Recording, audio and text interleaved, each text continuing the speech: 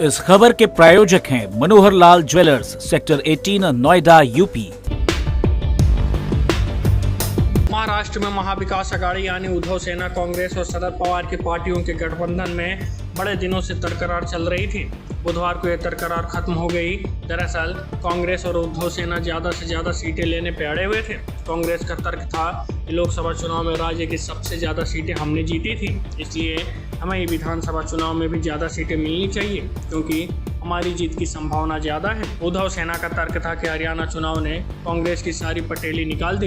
लोकसभा चुनाव के दौरान कांग्रेस में जो धार थी, हरियाणा चुनाव के बाद वह बोथरी पड़ चुकी है। नौबत गठबंधन के टूटने तक आ पहुंची थी। इस बीच बुजुर्ग और अनुभवी शरद पवार ने हक से स्टेप किया। वो छोटे बड़े सबको एक घाट पर पानी पिलाने का फार्मूला ले आए। सबको पसंद भी आ गया। निर्णय ये हुआ तीनों पार्टियां 85-85 सीटों पर चुनाव लड़ेंगी। इसमें सर्वाधिक फायदा शरद पवार की पार्टी को है। बराबर सीटों पर चुनाव लड़ने से कोई एक पार्टी पहले से मुख्यमंत्री बनने के सपने नहीं पाल पाएगी। जो ज़्यादा सीटें लाएगा वही राजा बनेगा। शरद पवार ने इस तरह से अपनी बेटी को मुख्यमंत्री पद की दौड़ में शामिल कर दिया है।